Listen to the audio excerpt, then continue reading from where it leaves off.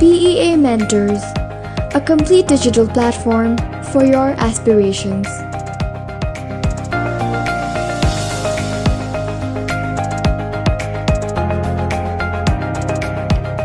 Okay guys, so for today we have the problems based on neutralization, and generally we have the question from neutralization in competitive exam, and it's most important and most simple one. Let me make you clear. So neutralization means what? When acid is mixed with base, acid is mixed with base, then the solution become neutral. Now, as I have told you, जसरी मैले भने तपाईहरुलाई यो relation जहिले पनि नर्मालिटीले follow गर्छ. यदि molarity दिएको छ भने त्यसलाई नर्मालिटीमा चेन्ज गरिहाल्नुस्. अब यसमा क्वेशन के आउँछ तपाईसँग, एसिड को पनि भोल्युम र नर्मालिटी दिएको छ, बेस को पनि भोल्युम र नर्मालिटी दिएको छ भन्नाले सल्युसन कस्तो. त्यसपछि क्वेशन के हुन सक्छ, एसिड को वेट दिएको छ, बेस को भोल्युम दिएको छ, अथवा एसिड को भोल्युम दिएको छ र बेस को वेट दिएको छ, अमाउन्ट दिएको छ. So how can we solve? अब यसमा हामीले अस्ति के डिस्कस गरेका थियौं भने नर्मालिटी भन्ने को W into 1000 upon E into V यो डिस्कस हामी गरिसकेका छौं. सो यो क्वेशनलाई हामी रिअरेन्ज, यो इक्वेशनलाई रिअरेन्ज गर्छौं. यो इक्वेशनलाई रिअरेन्ज गर्दाखेरि अब यो जुन पार्ट लेखे यसमा पछि फेरि पनि आउला. पहिला यो नर्मालिटी को रिलेसन हेरिहालौं. सो नर्मालिटी को रिलेसन में हामीलाई के भन्यो, नर्मालिटी भनेको n equal to W into 1000 upon E into V. यो नर्मालिटी को रिलेसन भयो. अब यसलाई हामी रिअरेन्ज गरौं.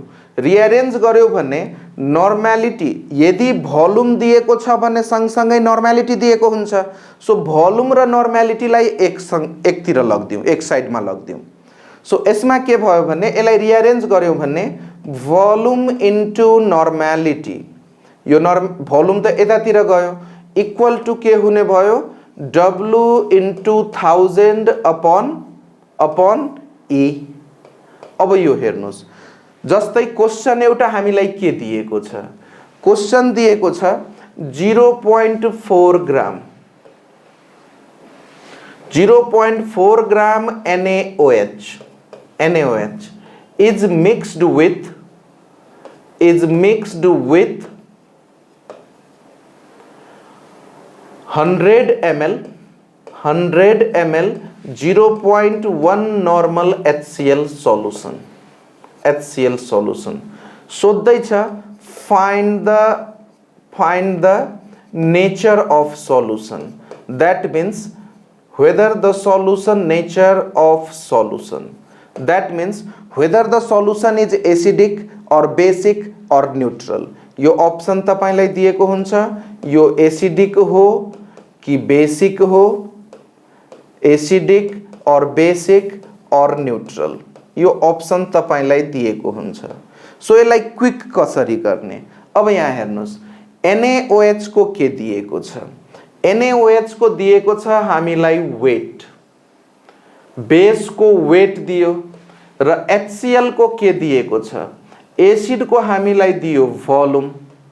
सो अघि मैले के भने यदि वेट दिएको छ भन्ने ml मा है, यो 1000 यहाँ हुनु भनेको भोल्युम ml मा छ, 1000 भएन भन्ने भोल्युम लिटर मा छ.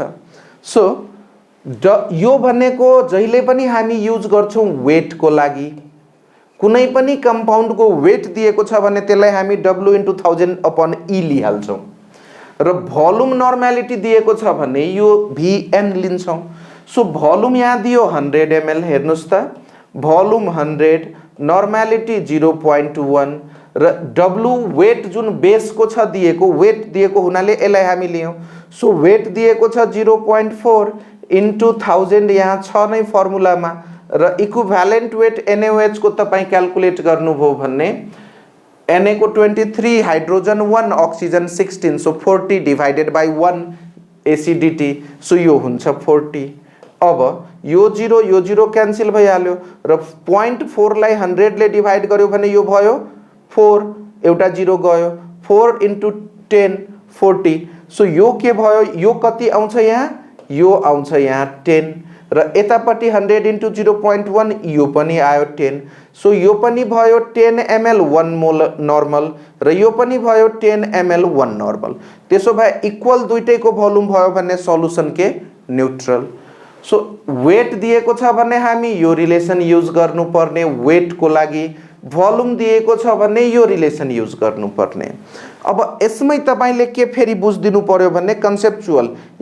यो क्लियर भयो भने तपाई न्यूट्रलाइजेसन को विदिन अ सेकेन्ड जुनसुकै क्वेशन सल्भ गर्न सक्नुहुन्छ अब यसमै मानौ यो 0.4 नदिएर यहाँ पनि दिइराछ 100 ml 0.1 नर्मल 100 ml 0.1 नर्मल दियो भने अब त बेस को पनि भोल्युम दियो सो बेस को भोल्युम दियो भने यो वेट भनेको त भोल्युम Vn हो सो अब यो लेखेर यहाँ हामी के लिन्छौं Vn V भनेको 100 र n भनेको 0.1 सो यो पनि 10 यो पनि 10 त्यसो भए सल्युसन फेरि neutral if volume and normality are same then they neutralise each other यसको रिलेसन तपाई अलरेडी पढ्नु भएको छ 1000 ml 1 normal 1000 ml 1 normal acid is always neutralized by 1000 ml 1 normal base so यो त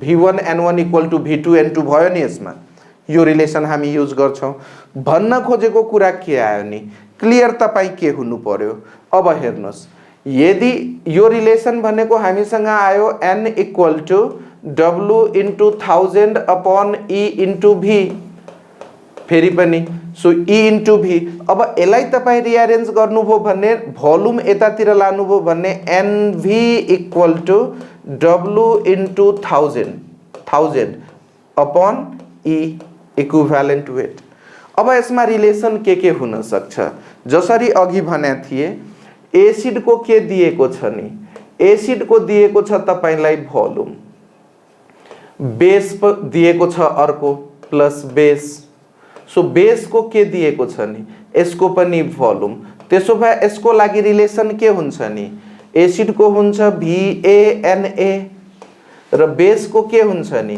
VBNB अब सेकेन्ड टाइपमा केमा हामी गयौं भन्ने सेकेन्ड टाइपमा गयौं एसिड को दिएको छ वेट यो बुझ्नु पर्ने कुरा यति हो एसिड को दिएको छ वेट र बेस को दिएको छ भोल्युम सो वेट भनेको त वेट रिलेसन दिएको छ भने हामी यो युज गर्नुपर्ने र भोल्युम कुनै कम्पाउन्ड को दिएको छ भने हामी यो युज गर्नुपर्ने सो अब भन्नुस् त एसिड को यदि वेट दिएको छ भने यहाँ के हुन्छ W into 1000 upon E provided that the volume is given in ml 1000 लिनु भनेको लिटर मा भयो भने 1000 हुँदैन अस्ति देखि भनिरा छौं अस्ति देखि हामी कुरा गरिरा छौं अब यो भोल्युम दिएको छ सो यो भनेको भयो Vn अब कुरा आयो बेस कै वेट दिएको छ थर्ड रिलेसन के यसमा आउन सक्छ बेस को वेट दिएको छ सो बेस को वेट दिएको छ भने यहाँ हुन्छ W into 1000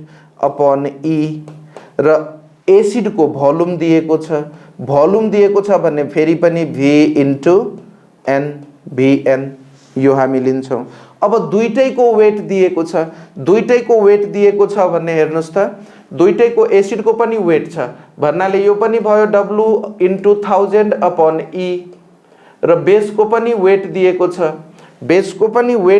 छ भने यहाँ हेर्नुस् त बेस को पनि वेट दिएको छ भने के हुने भयो W into 1000 upon E यो भयो र बेस को पनि वेट दिएको छ भने यो पनि हुन्छ W into 1000 upon E so यसमा के गर्ने नि यो 1000 र 1000 त क्यान्सल भयो नि किनकि यो यतापट्टि आयो भने तल आउँछ सो यो क्यान्सल भयो त्यसो भए W upon E equal to W upon E if weight is given for both acid and base.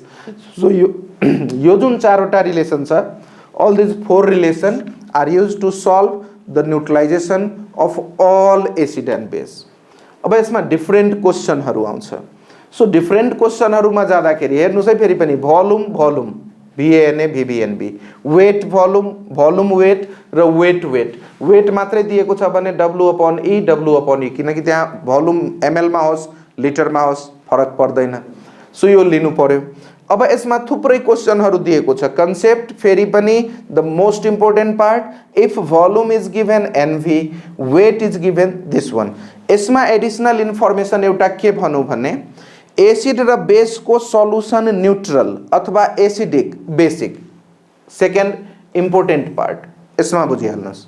यसमा के भनेको छ भने VANA for acid minus VBNB for base, यो इक्वल टु हुन्छ VMNM. यो इक्वल टु हामी के लिन्छौं, यो इक्वल टु लिन्छौं volume of mixture and normality of mixture. अब हेर्नुस्, यो VMNM को प्रोडक्ट यदि यहाँ भ्यालु 0 आयो, VMNM इक्वल टु 0 आयो, सल्युसन न्यूट्रल. जहिले यदि यसको भ्यालु पोजिटिभ आइरहेछ, VMNM इक्वल टु यो जुन दिएको छ यो पोजिटिभ आइरहेछ.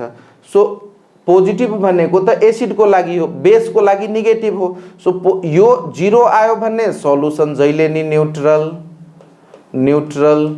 यो पोजिटिभ आयो भने सल्युसन जहिले पोजिटिभ एसिड को लागि हो, सो सल्युसन एसिडिक. र यदि नेगेटिभ आयो भने नेगेटिभ आउनु भनेको त VBNB को भ्यालु हो. सो यो सल्युसन कस्तो हुन्छ, बेसिक. मिक्सचर को केसमा यो रिलेसन हामी युज गर्छौं. पोजिटिभ नेगेटिभ 0 0 आयो भने न्यूट्रल, यसको प्रोडक्ट 0 आयो नि, सो दुईटै इक्वल भयो. दुईटै इक्वल भयो भने 0 न्यूट्रल. पोजिटिभ आयो भने यो बढी छ, नेगेटिभ आयो भने यो बढी छ. अब यसलाई एक्सचेन्ज गर्दा नै हुन्छ. तर एक्सचेन्ज गर्यो, VBNB यतातिर आयो भने पोजिटिभ भनेको बेस भइहाल्छ, र VANA यतातिर तपाई लेखिराख्नु भएको छ भने यो त नेगेटिभ हो नि यतातिर आउनु भनेको, त्यति बेला यो साइन रिभर्स भइहाल्छ. Positive for base, negative for acid. किनकि यसलाई एक्सचेन्ज गर्यो, यो पनि एक्सचेन्ज भइहाल्छ. सो यो रिलेसन हामी मिक्सचर को केसमा लिन्छौं.